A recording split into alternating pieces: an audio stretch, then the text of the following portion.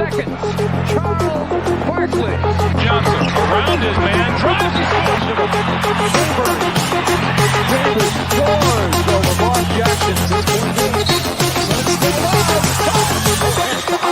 Stoudemire scores. Rejected. What a defensive effort that time. Crowder looking for the alley. Kevin Durant. Break it out here. For the long one, won't get it. Long rebound. Finds Booker. This is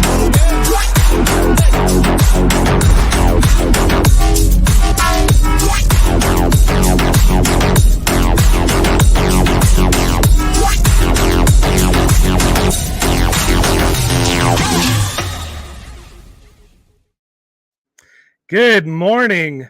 Welcome to the Suns Planet podcast, where three fans from around the globe bring together all of Suns Planet. Let's go. So I am Keith, aka Sundress Dunks, and we traded away my favorite player this week. So I'm a little bit in mourning here, but I have my two co-hosts to try to cheer me up and help me get through this episode. First, we have the skinniest bouncer I've ever seen. Jake, how you doing? Oh, I'm doing pretty darn well still. It's pretty darn well still. Yeah, I'll explain it all a little bit here later as we get going. But, I still think we've got a fairly sunshine sky forecast for this upcoming season. And I'm excited to talk to you guys about why the guy that looks a lot like Hamo, but is from Bosnia, is going to be just all right. All right. And then also with us, we've got the one Aussie who does not like Vegemite. Hamo, how you doing? Oh, yeah, not doing too bad, guys. Got a little bit of hay fever, so you'll have to bear with me. But, forget Vegemite, man. That's horrible. Man, I don't know if there's any Australians in the chat yet, but you guys better check on your boy here. I don't know about that take. Let us know how you feel. So, obviously, as many people know, Deandre Ayton was my favorite player. He has been since he was drafted. I've always loved big men. Charles Barkley is still my favorite big man, my favorite Suns player ever. When we got the number one pick for Deandre Ayton, I was ecstatic because I knew that we were finally going to get the Luka prince Doncic. that was. Oh. No, we were finally going to get the big man, the prince that was promised. And, we did, and we had a lot of highs. But we have traded him this week. And, I'm just kind of going through the 5 stages of grief. First of all, it was kind of denial. It was like, no way, this trade's not going to happen. We've heard rumors now for 2 years. We've heard like 10 different times he's gone, he's traded. It didn't happen then. Why would it happen now? We're 2 weeks from training camp. We got a lot of good guys in free agency. We had a team that could compete for the championship. Why would we do it now? It did not make sense. But we've got some people already, talking to Hamo about the Vegemite, so we'll see how that goes for him. But, I think the reason this trade finally happened now is, off the court stuff and intangibles. We'll talk about the on the court stuff a little bit later and get into specifics. But I think it boils down to the fact that, we're all in for a championship this season. They did not feel they could trust Deandre Ayton. His last playoff run was not great, especially in the Nuggets series. At times, Jock Landale outplayed him. So, they went for maybe a lower ceiling, but a higher floor, someone they thought was a little more dependable. And, that kind of makes sense. We're all in for a chip this season. It still shocks me, the timing. but we obviously needed some salary flexibility as well. We had no one we could trade outside of Deandre Ayton. Now we've got a couple tradable contracts in Grayson Allen and Nasir Little. We've also got more depth. I thought we kind of had enough depth after free agency, but now we have even more. So I think they kind of looked at how things have gone the last couple of years, and they said, we just don't trust this guy. And so we want to go a different way and hopefully what's going to be a championship season. What do you guys think about that and why we made the trade?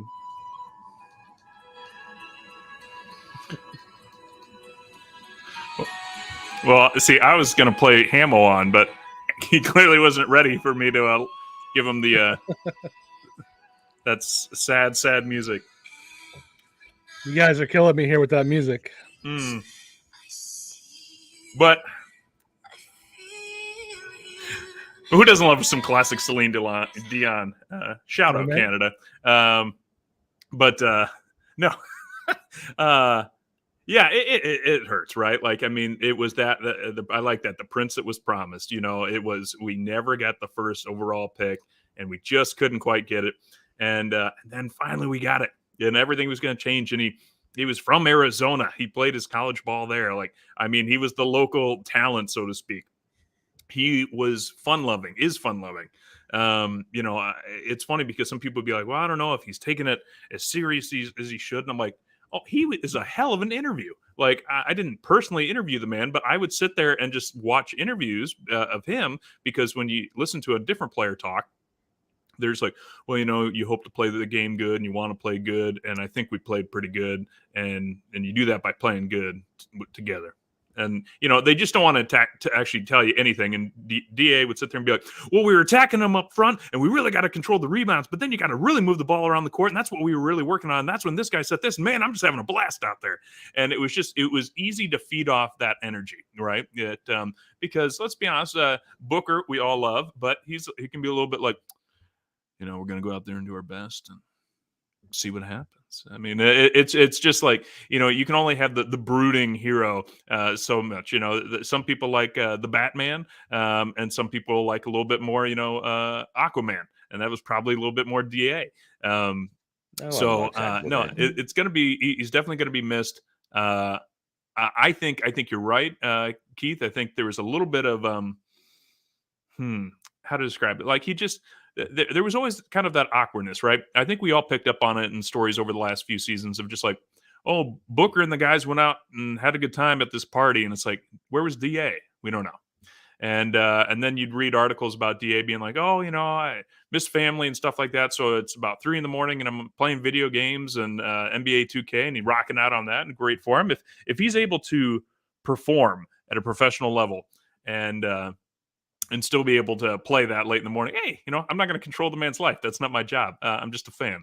But no, I do think there was just, it was a little bit of oil and water. And, both are, both can be great. But, it was clear that there was not that kind of, they weren't in the same house together. There was a few times where DA referred to himself, as Book's, big, taller brother. But it just never quite really felt like it. But, there's a reason why, for example, KD and to an extent, Chris Paul, of course, he's not here right now.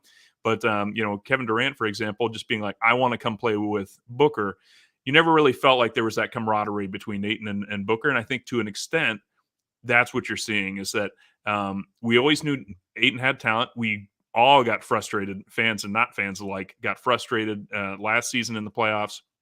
We wanted that playoff DA back that we had for the finals run.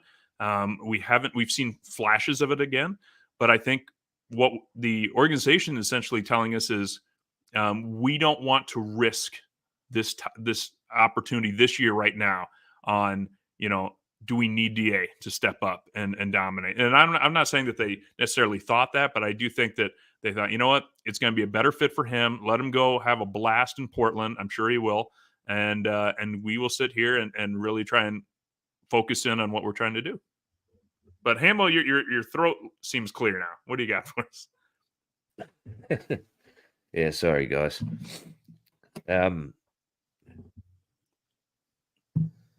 This isn't the way it was meant to go down. It's really not. I think we're always a little bit too. I think we let our expectations get on top of us in terms of, number one pick, our first number one pick in a very long time was supposed to be the second coming of Jesus. Never ended up working the way, the way that we hoped. And we're always going to be critical of that, always, because nothing will ever be good enough for a player with that amount of hype connected to them. It'll come out very, very shortly. It's starting to get there, but I think it's going to end up looking pretty ugly when we get to the finish line in terms of what was going on behind the scenes that we don't know about.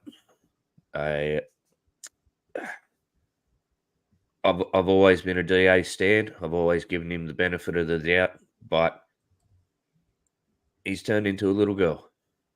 He really is. The way this last week or two, he seems humble enough and thankful enough at the moment. Look, I was talking to Sunsgeek earlier today, and I said this hurts about half as much as when we lost Bridges. The old Star Wars meme. You're supposed to be the chosen one. It just didn't work out. So still processing it, to be honest. It's hard. It's very hard, but we're going to move on. Got to adapt, got to survive, and we will. We will just completely move on and forget he was ever one of us by the end of the season. Yeah, he at least seems to be very happy in Portland, like you guys said. I don't know if everyone saw the video on Twitter, but if you didn't, hold on though, it out. Keith. I got to jump in though, because Hamill really was this what you said? You play ball like a girl. Was that really what you said? Now I get it. The biggest frustration we always had, of course, was that DA would not take the ball up strong, and I think statistically shows that he was one of the least likely to go hard in the paint. And I think that was the biggest frustration, because if you talk to Ayton stans like myself, even I would put those rose-colored glasses on sometimes and go, you know what? He just has to get in the rhythm, or he just has to have the feel right. And then he's just going to start. You know what it was? I was in my mind, I thought I was watching the DA 2K version that I play with, where it's like, oh, I drop it down to him, down low, and he just dunks over it. He power dunks over people. And it was so rare in real games that, and don't get me wrong, he was a good shooter. He is a good shooter. And that shot is so smooth, for a big man. But when you're a 7 foot, 250 plus pound man, there's an expectation that, when there's a guard on you, that you will back that person down and hurt them a little bit. And I think what we are getting at is, I think the reason why Hamo is starting to think that DA was playing a little bit like a girl is he reminded him of a little bit of his other favorite Australian player, Benjamin Simmons, I believe is his name, who is also known as going very hard in the paint. So Hamo, is that what you're saying, that DA is just the Ben Simmons of the Phoenix Suns, or was? I don't know who that is. Never heard of him, huh? No. Okay, well, you have to Google that afterwards then. Sure, will do. So, sorry, Keith, I catch you on. No worries. Hamo and I did not coordinate this, but we're both wearing Valley gear. This is kind of the end of the Valley Boys era. Mikkel, Cam, DA, they're all gone. It's a new era. We have almost a whole new team of players we didn't even have. We haven't even seen play on the Suns. But, DA is very happy in Portland. That's helping me a lot personally in my mental stability as I try to go through the 5 stages of grief to finally get to that last stage of acceptance. I'm not quite there yet, but we're getting there. But let's talk a little bit about the specifics So, we traded Ayton. It's part of a 3-team Damian Lillard trade. We traded Ayton and Tumani Kamara, our second-round pick, who showed a lot of flashes in the summer league and might be a good scorer and a good player. And we received Grayson Allen, the most hated man in the NBA, Yusuf Nurkic, Ooh. who seems to kind of be the Blazers version of DA, and Nasir Little, a guy who has some talent but hasn't really shown it yet. What do you guys think about the guys who came in and kind of the specific on the court fit? Are we better? Are we worse? Jake, you have any thoughts on that? Yeah, that hay fever is wicked in Australia right now. So, no, I would say it's tough. I definitely feel like we have lowered the ceiling on this team.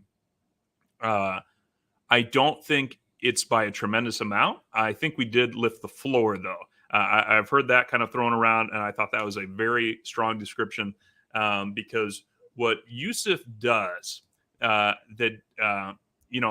think we've all heard rumors that Yusuf is about as motivated as DA is. I take that with a grain of salt because Yusuf has been playing on teams that have been getting bounced early from playoff contention. He's been injured, or has he been injured like Devin Booker was injured early in his career because we wanted to tank and get the next best pick. So I think Yusuf, he is so good for the Blazers that they were shutting him down early. They were shutting Dame Lillard down early so that they could coast out the next 15, 20 games. So I don't really believe the hype of that he just doesn't hustle as much. He's a bigger body than DA. And so I think, everyone still has those, PTSD flashbacks of DA getting bodied out from underneath the basket by the Joker, and the Joker just sitting there and having like 4 attempts right at point blank range, and Durant can't move him out of the way, and Ayton's not running back into the fray and throwing his body into him. Yusuf will. Yusuf is more likely to foul out of a game trying to do that. Now, was that going to work? I don't know. We've also got his backup just in case. So we do have, 12 fouls to play with at the center position now. So I think I like what he brings. He's a better distributor than Ayton is. Ayton actually had a negative turnover to assist ratio, or assist to turnover ratio. Yusuf actually assists. Now, he's not the Joker. He's not going to get you 10 a game, but 4 is going to definitely be happening. Whereas Ayton was not ever really called upon to set a screen and kind of shovel pass off or anything like that. And so, Ayton would, sometimes get 1, 2 a game, and 2 would be good for him. So I think Yusuf's going to be solid interior defender with that bigger body. He's going to get those rebounds that hopefully we won't have a whole lot of, because we're going to have 3 guys just absolutely lighting up the scoreboard and doing it efficiently. That it's good to have somebody that's job is to just sit there under the basket, collect what little rebounds there will be offensively, hopefully more on defense, and then just block out guys, because Beal, Booker, and Durant are good defenders, but I don't think any of them are necessarily good interior defenders. That's what Yusuf's going to bring. I think DA is a good interior defender, but I think Yusuf's just going to really help a little bit more on the boards. And again, it's more, to me, it's brought the ceiling down a little bit, lifted the floor up a little bit. So we won't see as much flash games from Yusuf, but I think we're going to see fewer games of him just kind of disappearing, so to speak. Look, it's left a bitter taste in my mouth, the whole thing. So personally, waiting to see what Nurk does. At the moment, I just don't care. The hurt outweighs the possibilities. For me, it just does. Statistical wise, Nurk is not the player that DA is. His numbers don't equal DA's, and I think that the Suns Jam or PHNX was saying Ayton's playing an average of 65 games a season at the moment. Nurk's only playing 45. So we're losing production value for our big man straight off the bat. But I don't know, Well, it's man. a little hard to say 45. Because he had that one season where he was out after like 8 games. So, he had that, Kevin Durant, none of us are going into this year being like, well, Kevin Durant's probably going to like get knocked out for 30 games. So, I always want us to be careful on those averages. And again, you got to keep in mind, because we had that 10 years of terribleness, the decade of despair, we were shutting guys down early. There was no reason for them to send out Nurk any more than they had to, and Dame the same. Remember, was it last year he had abdominal surgery, and there's like, and he's done for the year. And they didn't have to. They could have come out and tried to compete for a play-in spot, but there's no reason to do that. And so I'm still a little bit hesitant to throw Nurk out as necessarily like I understand totally the concern of having 4 starters like only give you like 60% of your games. But I'm still curious, is it going to be because he was on a bad team that they're shutting him down because he would have helped them win games otherwise? I think that's more likely. Yeah, and Void has got a brilliant comment here in the chat, and thank you very much, everyone, for getting involved in the chat. Really appreciate you guys. But as you can see there on screen, but for the audio listeners, Darth Voider of the Suns Jam session, John Voider is telling us, Nurk was also on a team a tanking Portland team who sat him. So he's 100% right. You're right, Jake. I can't jump on everything that has happened in Portland and say that's going to be the way it is in Phoenix with Nurk. However, I don't know, man. I'm just still a bit pissed off at the whole thing. Maybe I don't want Nurk to be good. Well, I guess that's the question, right, guys? Are you more upset that the trade has taken place, or are you more upset that DA has not reached his potential before this trade took place? Is it more frustration in the trade or disappointment? Yeah, I think it's frustrating because, us podcasters have made a career talking about DA for the last couple of years. We really have. And best interview in the league. Right. Yeah. And he's like the Tim Tebow of the Phoenix Suns. You always got to talk about him, right? Jeez, Tebow. Far out. Man, I don't know. I'm still so confused. And here I thought I was the most depressed one, but I don't know. Hemo might be even more so. Well, but guys, ask yourselves this. For this team, Bradley Beal, Booker, Kevin Durant, if I told you I would give you a guy that would average, let's see, I'm just going to read off some numbers here. Over 12 rebounds a game, 4 assists a game, a block and a steal, and 18 points versus 21 points, less than a block, less than a steal, only 2 assists, and less than 12 rebounds a game. What do you think fits better with Beal, Durant, and Booker? And to me, it comes back to the guy that creates more and the guy that rebounds more. We don't need necessarily, for this group, a guy that's going to be able to score better. Yeah. I think Nurkic really fits on offense. That's a great point. For 2 main reasons. You mentioned his passing, the assists. He's definitely a better passer than Deandre Ayton. He definitely is more experienced. He has a little bit more basketball IQ. He'll be able to fit in really well on offense, I think. He also spaces the floor. He takes more threes than DA. He won't be clogging the paint as much as DeAndre Ayton would. And so I think the fit on offense is really, really good. Well, and it's interesting. I will give you some credit, though, Keith and Hamo, because I know you guys are big Ayton fans.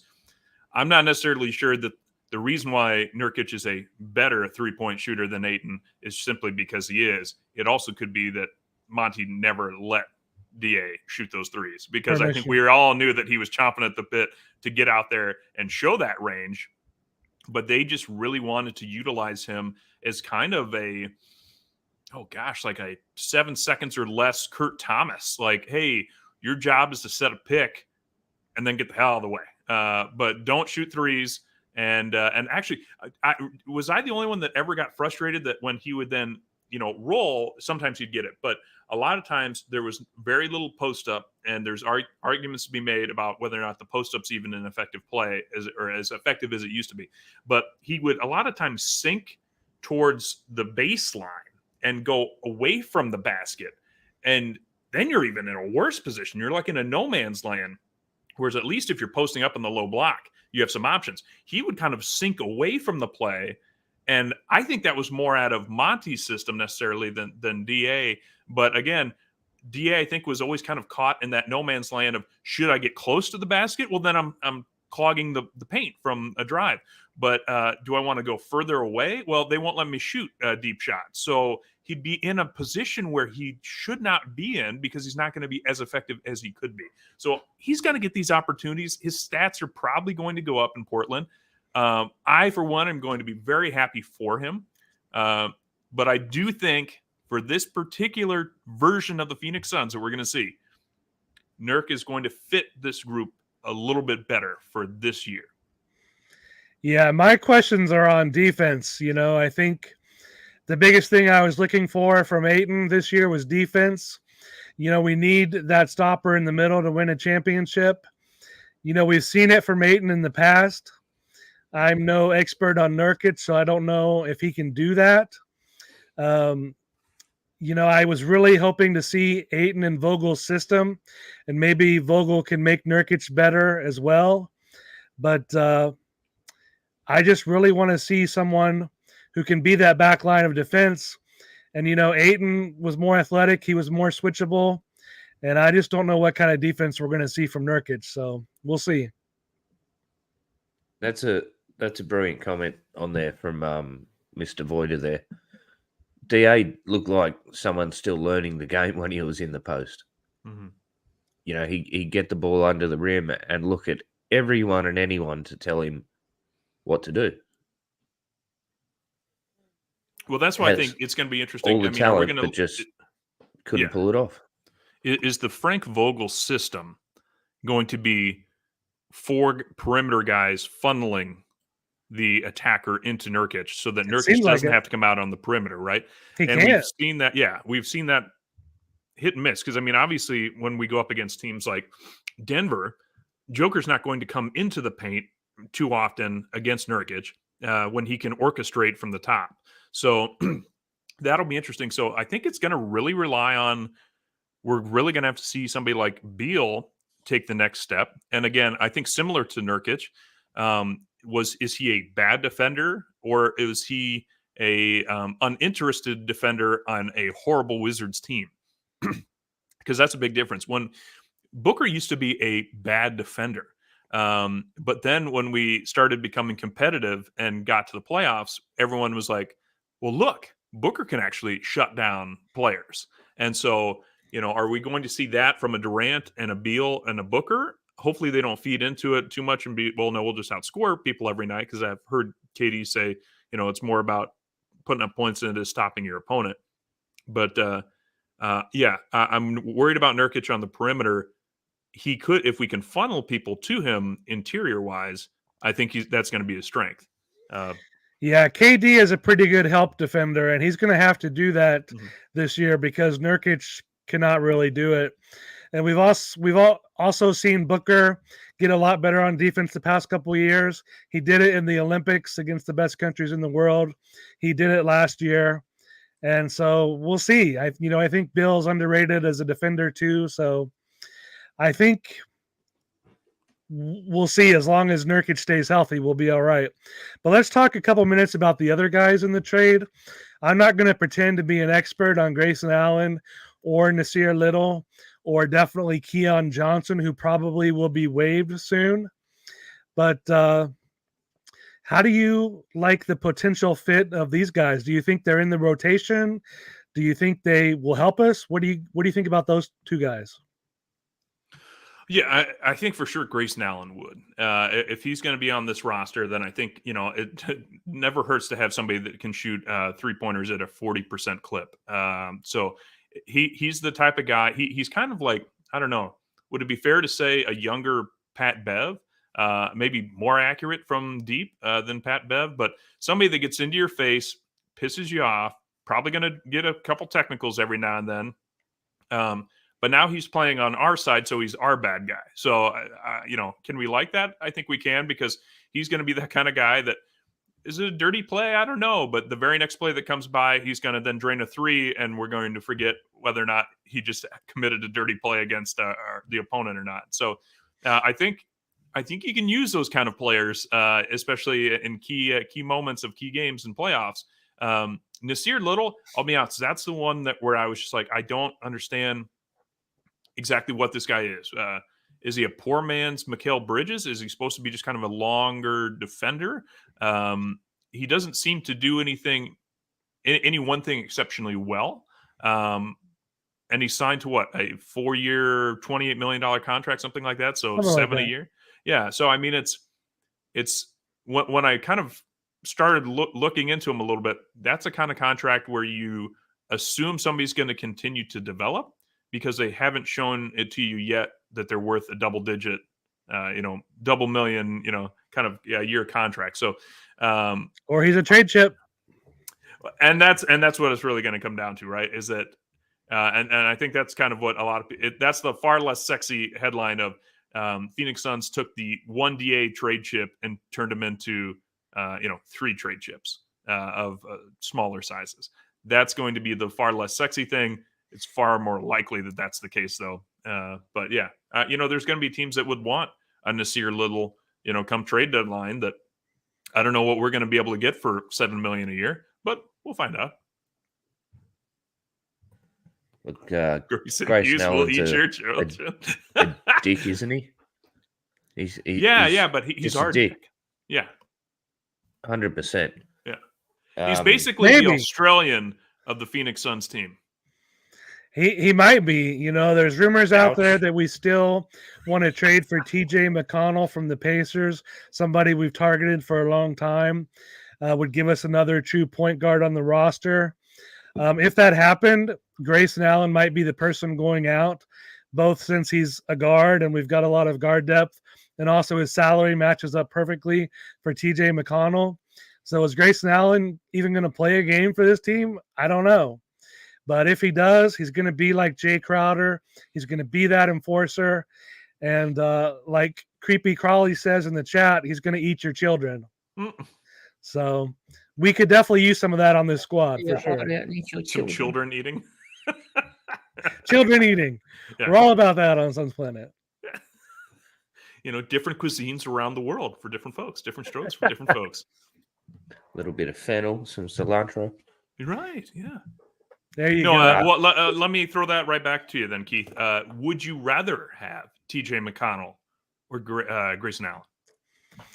I've been thinking about that, and I have not really been able to come to a consensus. I think TJ McConnell might be a little bit better fit because he is a true point guard. He's still a very good defender. But we already have a lot of, shooting guards. We have a lot of guys that kind of play the same position as Grayson Allen.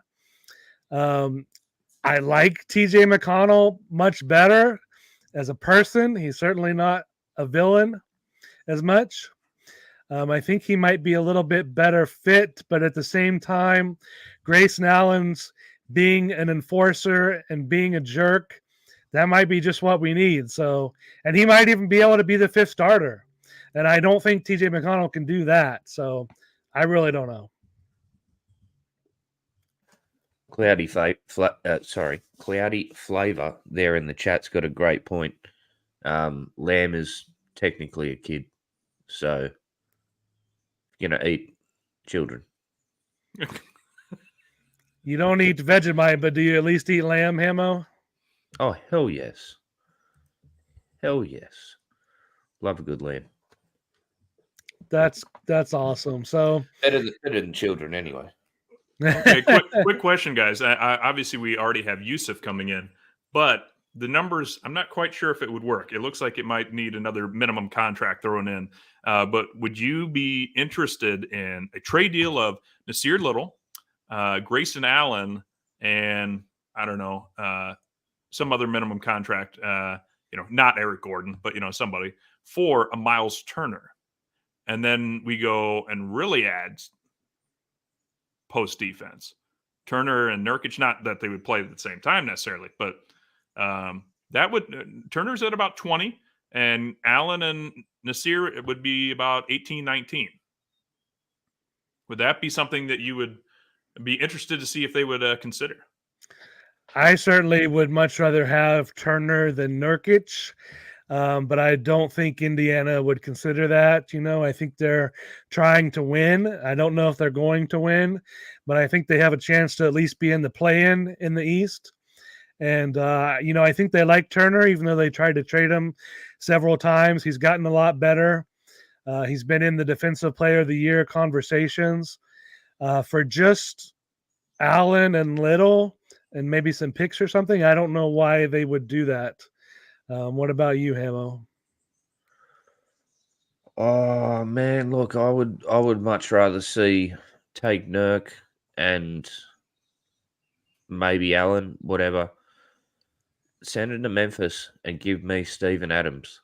I've been wanting it for years, man. I've been wanting it for years. Aquaman? That is the only Kiwi? Aquaman that people actually like. Right. Now we need an Aquaman drop. Jeez. Hashtag Jason Momoa is from Iowa, so nobody forget that. Aquaman. Oh, from Jake's backyard. Nice. That's right. Germany and Hawaii and Mars and every other country as well. But no, look, I've always wanted Steven Adams. I think with the team that we've got now, granted he did have a bad injury last year, I still think that, he's not our savior or anything like that, but I still think that Steven Adams is just someone that you cannot look past. That would be a bad year we're about to have if Steven Adams is the savior. That's when things have gone really off the rails. Guys, don't worry, Steven Adams is coming. It's beyond the tangible things too with Steven Adams. It's his attitude, it's his presence, it's his camaraderie that he has with his teammates. As soon as anyone's in anywhere even close to having a scrap or something like that on the court, Adams is there backing him up. Yeah. And it's those intangible things that Grayson Allen is going to be backing him up. That might be the only reason he doesn't want to come to us, because he knows he's going to be saving this guy's butt. I'm just imagining that. Booker does something, it upsets another player, and you have Adams standing behind him. Guy's going to back down.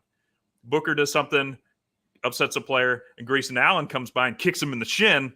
It's going to be a different response, but it'll be fun to watch for sure.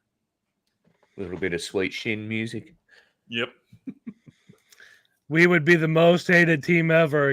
Bad boys, Pistons, get out of the way. 2024 Suns coming in the house.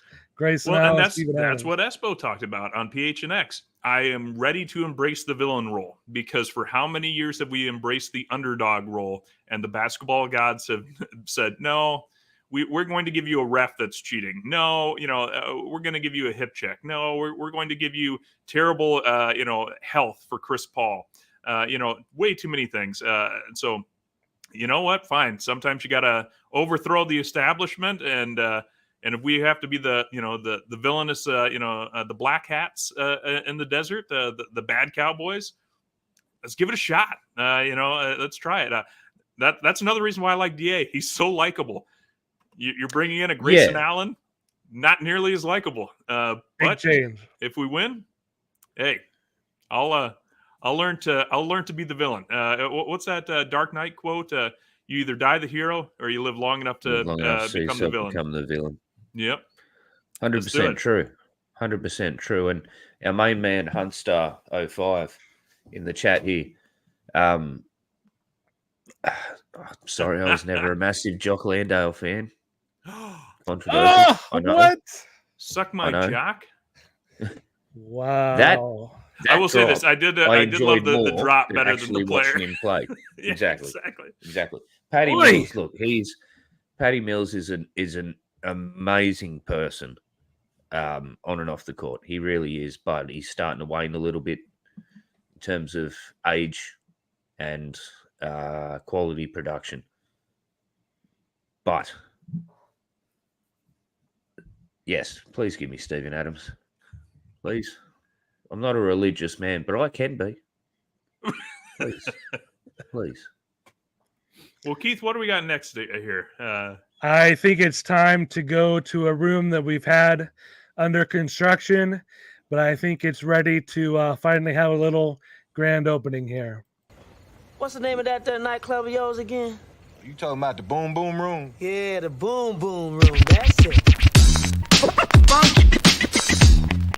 Yeah. Yeah.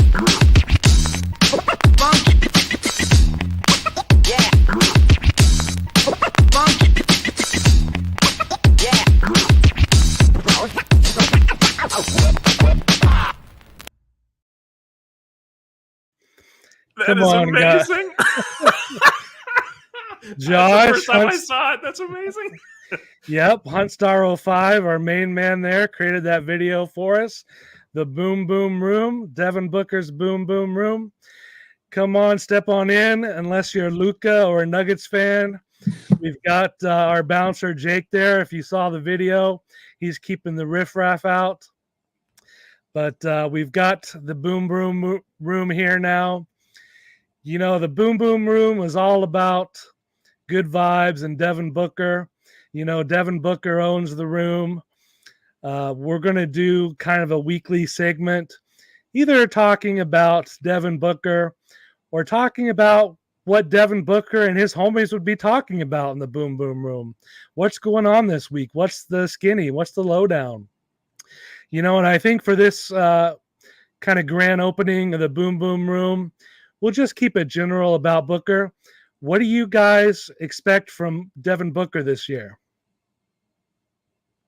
Well, you know, for me, I was very much thinking that, and I think I mentioned this last episode, that I expect statistically Booker to take a step back, Kevin Durant to take a step back, even Beal to an extent. Now, and I hate to say it's because of Nurkic. Actually, let me rephrase that. I don't think it's because of Nurkic, but I do think that there's a chance that we have MVP Book, and I'm here for it. I'm ready for it. Let's see it. It's a little bit easier if you don't have to worry if your number one overall center is being fed appropriately. And I think Nurk is going to be excited that he's winning. If a Kogi or Keita Bates-Diop or Yuta the Shooter is starting with these guys, I think they're going to just be excited to be there for the ride. I think these guys are going to have a blast. So Devin Booker in the club in the bathtub, I think he's just going to be chilling like a villain, and I'm ready for it. Let's just see him become the maestro of this Phoenix Suns title run.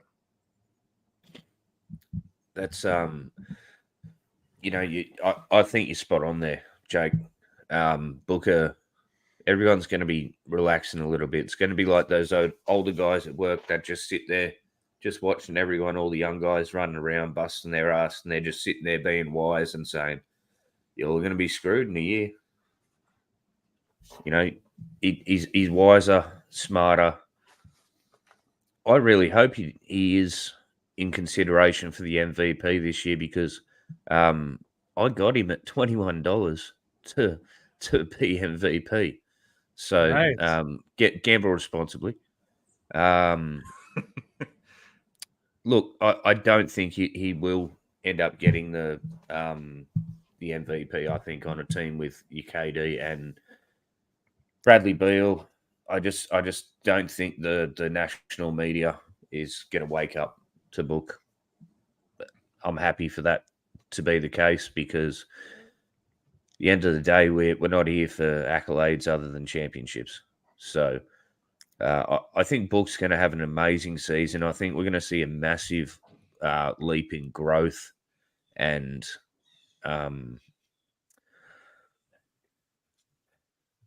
I can't find the word that I'm trying to think of, but this whole DA thing, and knowing that the team has stuck behind Booker and his feelings on the whole situation is in the back of your mind. You got to think, yeah, okay, I'm doing something right. I'm on the right track if the team's backing me, if the office is backing me when it comes to situations like that. It's going to be beautiful this year, guys. It really is. I can't wait. We're only a couple of weeks away. Can you believe it? But Devin Booker is just going to kill it this year, man. But it's not going to be statistically and in terms of like flash and pizzazz and all that kind of thing. It ain't going to be that. It ain't going to be highlight worthy all the time. But goddamn, he's going to put out some good shit. He really is. Hey, man, I think the word is impact, you know. He may not have the stats. I personally don't think his points are going to go down that much, maybe a little bit.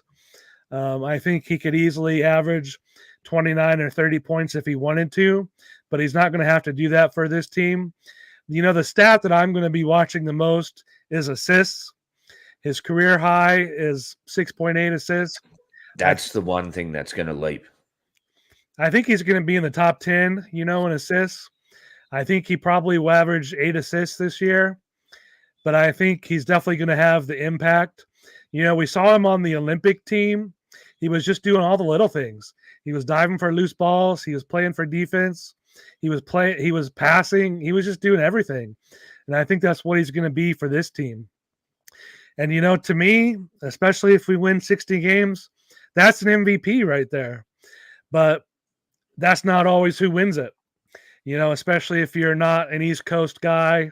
The East Coast media already doesn't love you, hasn't given you the flowers for the past few years. It's getting better, but, you know, I think he'll be in the top 5 in MVP. But can he win it over guys like Giannis? I don't know. We'll see. But I think he can, because Giannis has to split that with Lillard too. That's true. And so I think, you know, what's going to help is that it's really, and this is where health obviously plays a role, right? Is the Suns are going to need best record, most likely, in the West to be in consideration, and because we're not going to be the flash and pizzazz team. This is going to be the type of team that when you are playing a game of NBA 2K and you're down 6-8 points and you're like, okay, time to start coming back here, and you start making some good plays. Every time down the court, the opposition hits another jumper, and you just can't claw it back. And that's what the Suns' victory is going to look like a lot. We're not going to back somebody down the post. It's not going to be Anthony Davis wrecking people. We're not going to have a LeBron James guy driving through people. It's going to be 3 guys taking jump shots. They're just draining them constantly in your face, and there's nothing you can do about it. If you are down in the fourth quarter, you will stay down in the fourth quarter, because these guys will just be too efficient at letting you come back in. That's what I expect. And that would be the MVP team that we would need to see from Booker, is to lead that team of, we don't let people back in it. They try and come back in. They try and go on runs. And then Kevin Durant hits a jumper, and then Beal hits a 3, and then Booker hits a couple of mid-range jumpers, and there's nothing you can do about it. And that's what's going to be disheartening for a lot of these, you know, competitive teams, especially, you know, kind of like the lower tier playoff guys that think, oh, well, we'll go in there and we're on a roll and we'll take it to Phoenix, and they just won't be able to stop the jump shots, the fundamental jump shots. It's going to be a little San Antonio Spurs-ish out there, but with a little bit more style than we're used to seeing, for sure. Nailed it, man. Nailed it. yeah, and, you know, we acquired a guy that's a lot like Devin Booker. His name is Bradley Beal. You know, I was ecstatic about that trade. I need a new favorite player now. I'm not sure if it's going to be Booker, Bill, or KD. You know, if you guys in the chat have any opinions on who my new favorite player should be, let me know. But we made one of the greatest trades in Suns. Oh! Utah guy. Yeah, you know, Utah's another candidate. We'll see. We'll see. He definitely has the flash, the shooter. But, you know, we made one of the best trades in Suns history. trading out Chris Paul and the corpse of Landry Shamet for Bradley Beal.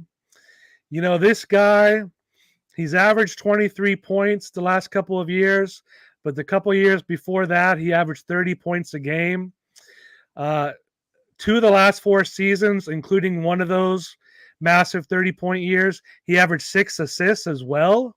So he's out there putting up MVP numbers. He averages, 4 to 5 rebounds a game. He's one of the best rebounding guards. He averages 1 steal a game. This guy is going to be an amazing fit alongside Devin Booker. And right now I want to play a little clip from the introductory press conference of Bradley Beal and see what he has to say. But I'm excited about it. Like, you have a lot of dynamic scorers who the biggest box that we check is our unselfishness. All of us just want to compete. We want to play hard. And the biggest thing, we want to win. And I think we all have unbelievable talents that we respect. And we unselfishly push each other to be the best we could possibly be. So I'm looking forward to it. What do you guys think about that? Look, I don't claim to know a lot about Bradley Beal. Washington is not a team that I You haven't been watching all the Wizards games over the last few years? don't think it's just me, but Disappointing. It's not one of them teams you wake up at 1 a.m. on a Sunday morning and go, you know what? I'm going to watch the Wizards. You don't look forward to the weekend, long week at work to say, hell yeah, we got the Wizards versus the bloody Spurs. It's just, it doesn't happen. But that, and I know it's been spoken about a lot before, but he looks very, very excited in that press conference there. He looks absolutely stoked, elated, if you would, to be given the opportunity to play on this team. So I'm very excited for what Bradley Beal's going to bring this season. I think he's going to be rejuvenated on a new team, a new start. But yeah, the talent level is always obviously the main concern, but the want, the desire, the passion, you can almost taste it coming through the screen in that clip. It's going to be awesome, man. I can't wait. Well, and I think a little bit similar to Nurkic, right, is that there's some people that said, well, Bradley Beal hasn't been playing full seasons. Again, terrible team. These guys have been setting their best players down early. So, and some people said, well, he's not as efficient. He used to score 30 points a game.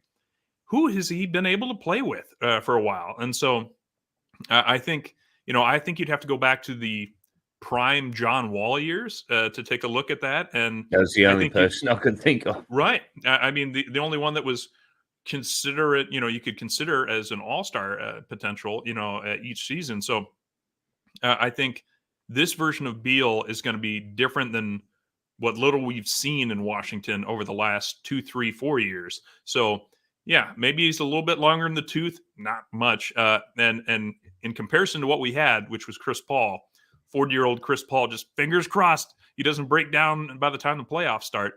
I feel much more confident with Bradley Beal. I think his assists are going to go up because it sounds like he's going to get a little bit more of the point guard duties, and it's going to be Booker or Durant stabbing you from the wing just over and over again. I mean, this is going to be, again, death by 1,000 cuts type of a team. And if one of those guys doesn't do it, Beal is good at actually taking it to the hole and drawing some contact, getting fouls. So I think Beal is very excited to go from I am the all-star on this team to I'm the third best guy on this team. So he can exert himself on defense now. And it's similar to what Booker, all of a sudden we saw. He was locking people down once we started making playoff runs. In those days when we were excited with how many points he was scoring, we were not asking Booker to shut people down unless it was early in the season. We thought maybe this is the year the Dragon Bender takes off, so I hope everyone plays hard out of the gate. This is going to be different. So I'm very excited to see Bradley Beal and of course Kevin Durant and Booker. It's just it's gonna be so much fun to reemphasize Hamo. 2 weeks to just see just these three guys. I'm going to be 2 excited to see them weeks. playing together. So this is going to be a lot of fun. I'm excited to see what Beal can do with this group. And we're all professionals in our own right, in our day-to-day lives, like us three. And there When I'm has to bouncing be, at the club, yeah. when you're bouncing, Yeah. when I'm doing nothing but showing up and talking smack. And it's I work in a very in an environment where your workmates, your team could sink or swim you in terms of if someone's not keeping up their end of the bargain, pulling their own weight, so to speak, that the wheels can fall off it. And Isn't that why I'm here? Exactly right. Someone's got to stop me from rambling on like I am right now. But No, I meant I would when- take when everything. when you've got the When the whole engine's The- firing together, it's a lot easier to lock in. I think is what you're getting at, right? It's a lot easier to be able to trust the people you work with as well. Yeah. And I think for everyone involved, all of our key players, your Beal, your Booker, your KD, it's got to be very anti-anxiety, very relaxing, very just good to know that these guys are going to do their job, and you do not have to have the weight of the world on your shoulders. Well, for all my fellow cold weather Phoenix Suns fans, it's like a nice cozy sweater on a fall day. You know, that's exactly what it is. Because you guys think about this: we had Chris Paul, Booker, Bridges, Ayton, and in the key moments of the game, 3-4 minutes left in the game, Chris Paul sometimes still had it, but it was usually okay. Get the ball to Booker. Let's hope good things happen. Now it's Booker can give it to Durant. Durant can give it to Beal. And if one of them starts misses a shot or two, boom, swing it to the other guy. And next time he's going to be ready for it. So all of a sudden it's an abundance of riches. And we actually equipped this team with shooters. It's not going to be, all right, kick it over. Come on, Josh Okogie. We really hope you can make it. We will still have Josh trying to make it. But now we don't have to be reliant on only Josh Okogie making it. So all of a sudden going from one guy to finish games, we've got three guys to finish games. Oh, it's so exciting. Yeah, totally. And Dunks, thank you for throwing up that comment there. Cloudy flat. Man, that's hard to say at 1 a.m. in the morning. Too many L's. Cloudy flavor. That's my guy. That's my main guy. And that is an absolute perfect statement there, brother. Thank you for throwing that up. Each cog needs to turn the next one. And that is just perfect. And that is how I think my perception of how the players feel about this team this season is exactly what Cloudy's saying there, man, because it's a well-oiled machine, and every piece will be doing their part to keep that perpetual motion moving forward. Well, there are a couple of concerns, and one of the concerns is, do we have a point guard? The Phoenix Suns have always had a point guard. So let's see what Bradley Beal has to say about that. Just being free flowing. Like, I don't think either of us really have a position. Like, he can create, he can, facilitate, he can shoot the ball, he can score the ball. And I could do the same, so it's not going to be a who plays point, who plays shooting guard. I think it's an interchangeable thing, and whoever gets it goes. I think that's what you just said, man. Halo. That little smile he's got there, dude. He knows it's knows cheeky, isn't it? It's like, yeah, you know what's going on. I think what's they're going on. really going to play on a string. We saw that with Bridges and defense over the last couple of years. The string gets pulled and the whole defense shifts over. Good, fundamental, sound defense. Now it's going to be similar to that. But if the team scores, then the other side of the court starts taking off because anyone can take the ball out and start moving it. So this is certainly going to be faster than when Chris Paul was on our team. Where Chris Paul was the Shaquille O'Neal of point guards at this point in his career. Still got the fundamentals down, still got the skill set. but he's sprinting down the court. He was not going to be able to do it too much. And so this is going to be I've very never exciting. seen that man sprint. Take the ball in the basket, go down the other side of the court, take it down the other side. Beal, Booker, Durant, it's going to happen. It's going to be very exciting. And now Nurkic can pass. I know. I'm really trying to talk myself into Nurk. Please keep doing it, man, because I need it. I really Me do. too. I'm not sold on this 7-foot white boy. Seriously? Oh, Voida with the. I mean, there was commercials about Chris Paul switching sports to speed walking. It was very accurate. So yes, no, I think it's going to be very exciting to see. Just again, I don't know how teams will be able to stop us, because it'd be different if it was like we just can't shoot threes. Paul was not the best 3-point shooter. I think we got nervous sometimes. He wasn't bad. He wasn't bad. I But feel great. better with Beal and Durant now than with just Booker, because Booker sometimes frustrates with me. I mean, he can win a 3-point shooting contest, but in game times, sometimes it's surprising how many he does miss. Record now all of a sudden 3-point contest. Yeah, it's a lot more just the ball will be, plays will be created from any point on the floor. And that's what's going to be very exciting. It's not, all right, swing it back out, reset the play. I don't know if there's going to be a whole lot of resetting of plays. I think you have too many guys on the court that will just be able to audible. It'll be like 3 Peyton Mannings out there deciding to call Omaha, and the more and that they actually get a whole offseason together, they will learn each other's cues on that. And so as opposed to Durant coming in and being like 8 games, okay, guys, this is how I like to play. I like it, the ball to be passed to this side, and I like to post up on this side and this wing. Now they can all learn those cues together in training camp. Yeah, we didn't have the chemistry last year, especially after KD came in. But now we'll have KD and Beal for the whole season, and hopefully we can develop some of that chemistry. But, the other concern with Bradley Beal that a lot of people bring up is injuries. This guy has played a full 82-game season, 2 years out of 10. He's missed about 18 games a season. The last couple of seasons, he's played 40 games and 50 games. 2 years ago, he had a wrist injury, had to have a minor surgery. Last year, he had a couple hamstring issues, just like Devin Booker. Hopefully, we won't see that this year. But let's see what Bradley Beal has to say about the injury concerns. I think the biggest thing is they were knickknacks. There were a few of them that I was a little hard-headed coming back from injuries and re-injured them and prolonged my time out a little bit longer. But there's nothing that was structurally wrong with my body or anything that required surgery. It was nothing that damaged my body tremendously. So it's a few knickknacks that I work through. My body's in a lot better position now. This is the first summer I've had in 2-3 years in which I have a whole summer I can work out. In years past, I've been injured all the way through the year. Last year, I was recovering from wrist surgery, so I couldn't do anything till October. So he doesn't seem very concerned. He thinks they're knickknacks, and maybe he rushed back too early on some of these injuries, just like Booker has from hamstrings. What do you guys think? Do you guys believe him? He sounds so real, doesn't he?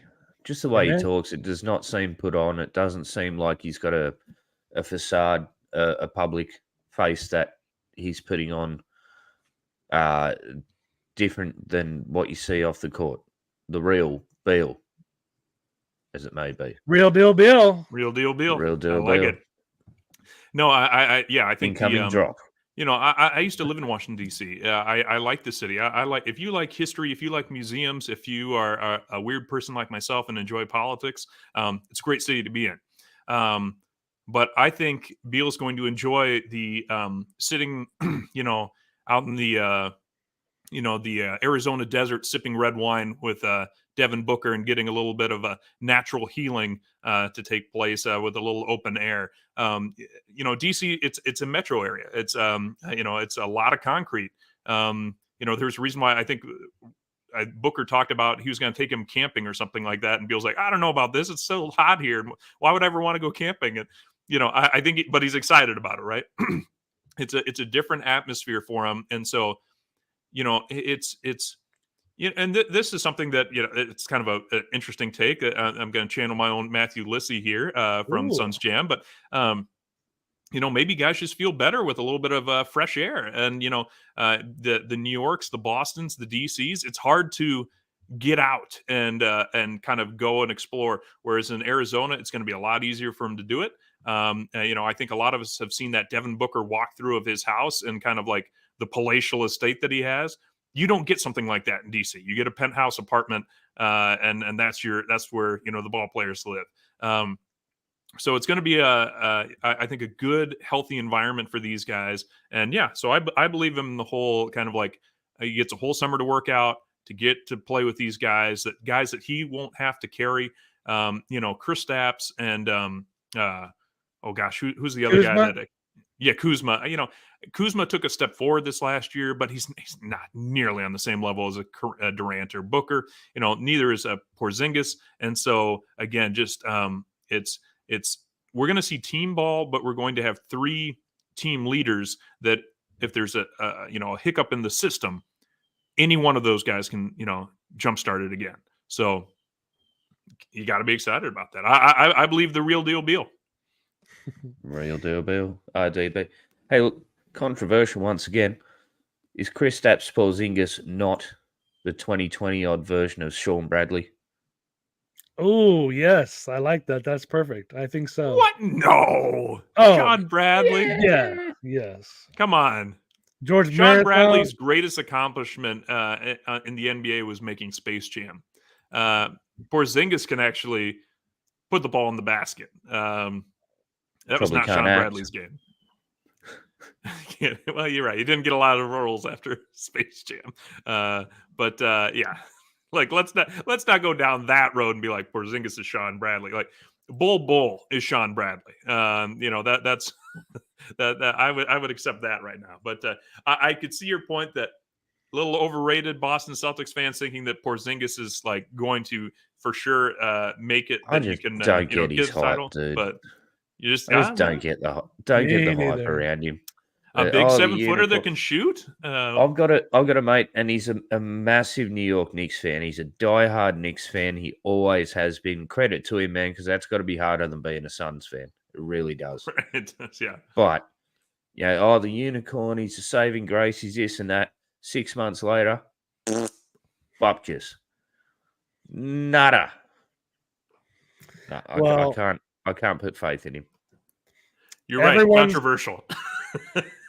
Everyone's going to be talking on Monday what they're excited about for the season because we've got Media Day coming up on Monday.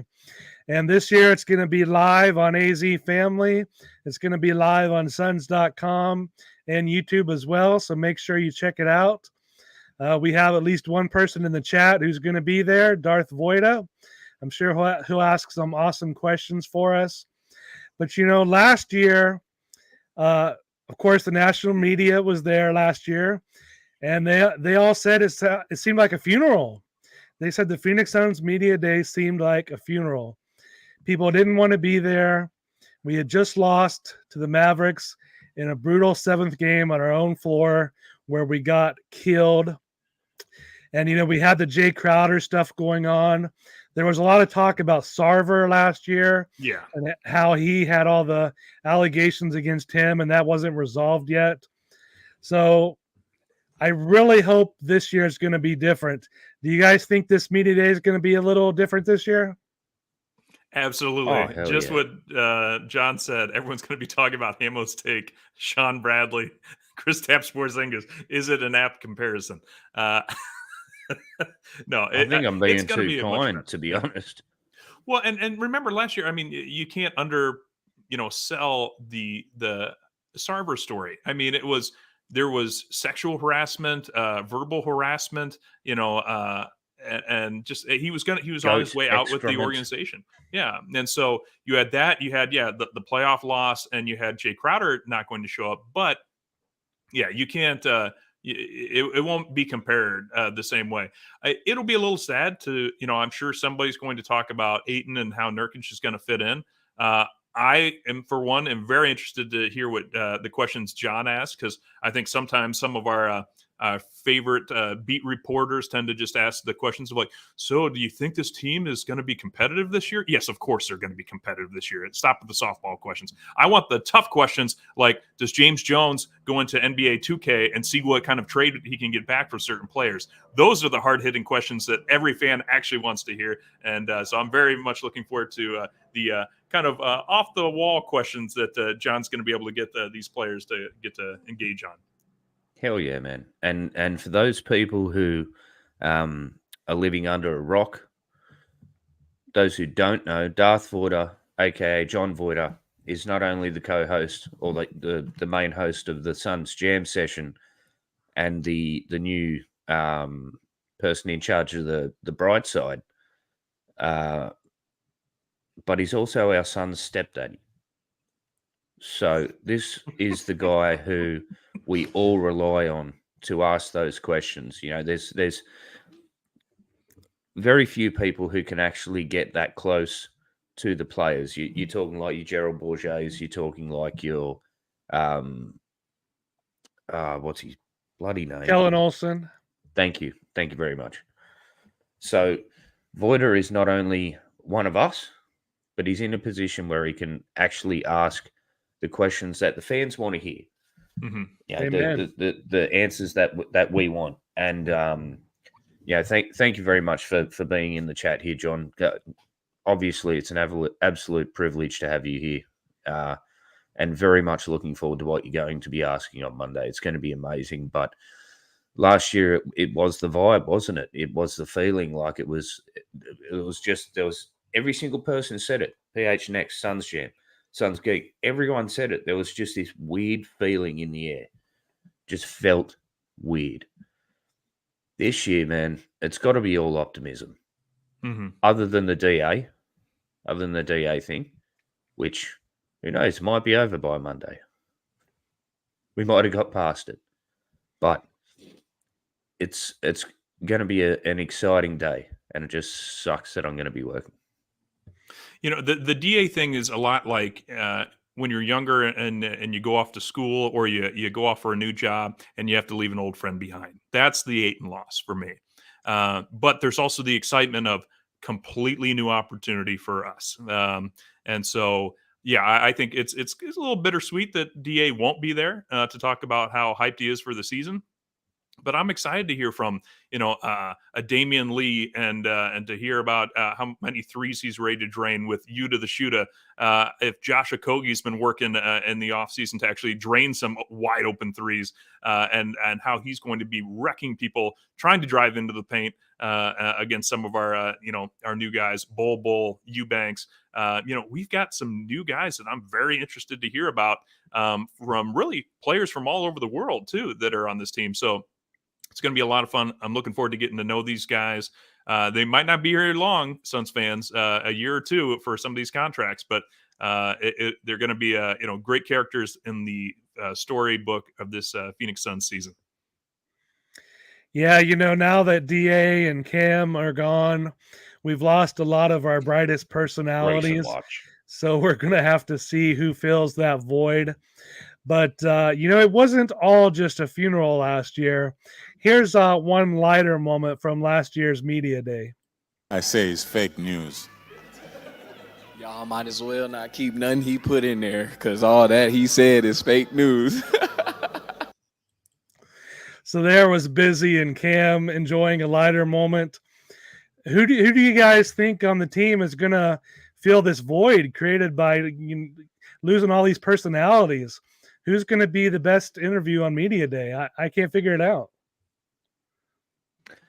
Oh, is it going to be Yuta? Is it going to be? I was prepared for this question, to be honest.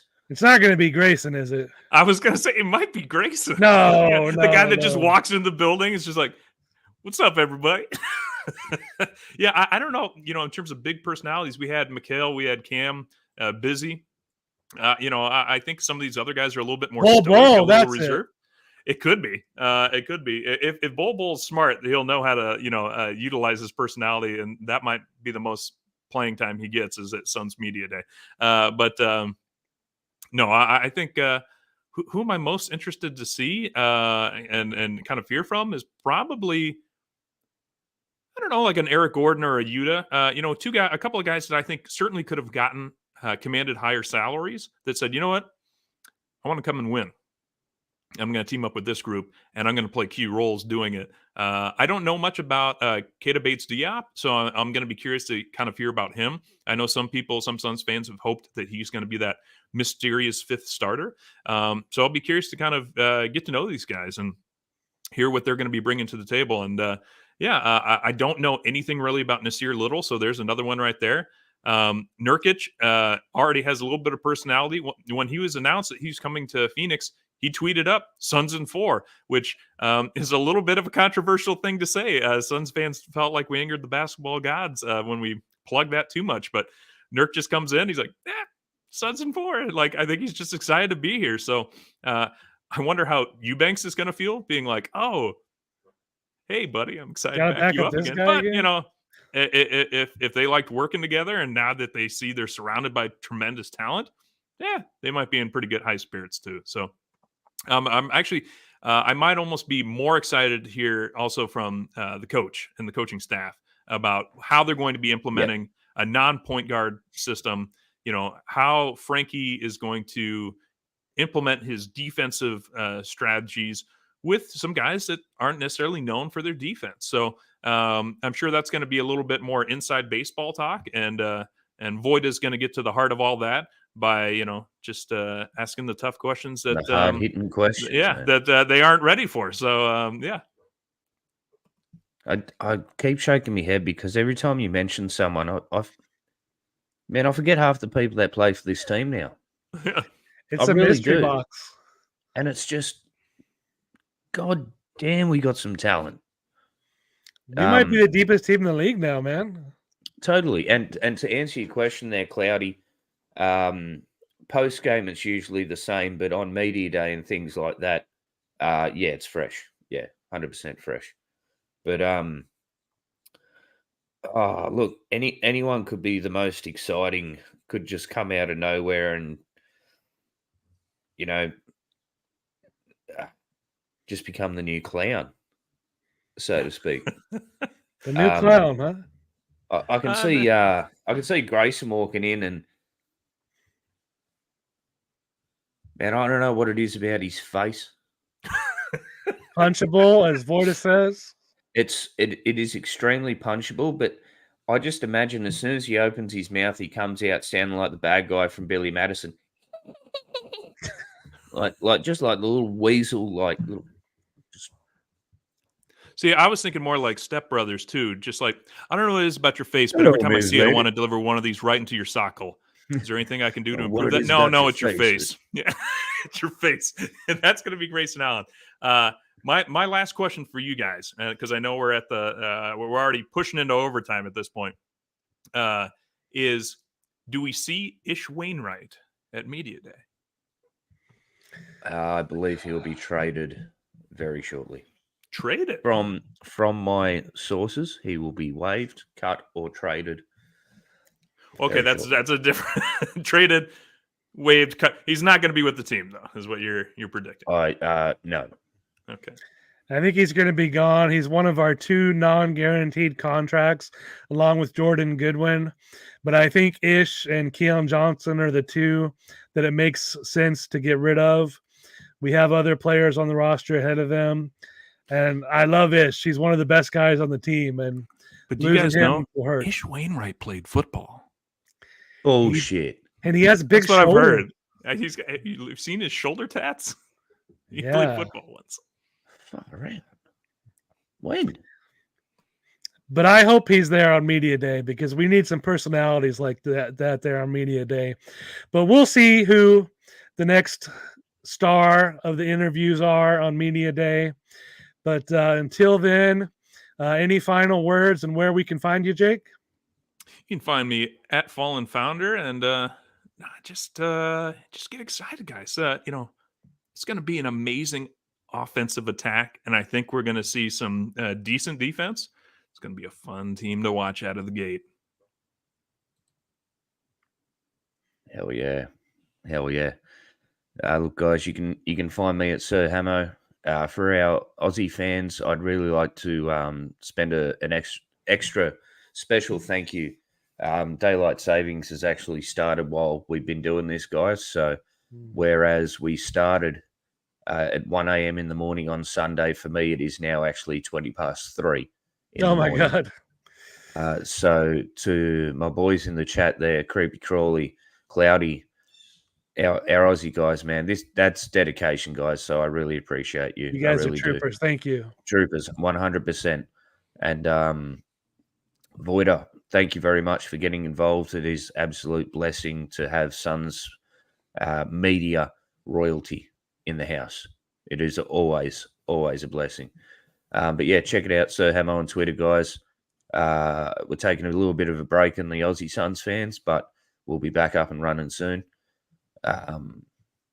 Guys, to reiterate from last week, it's an absolute pleasure, an absolute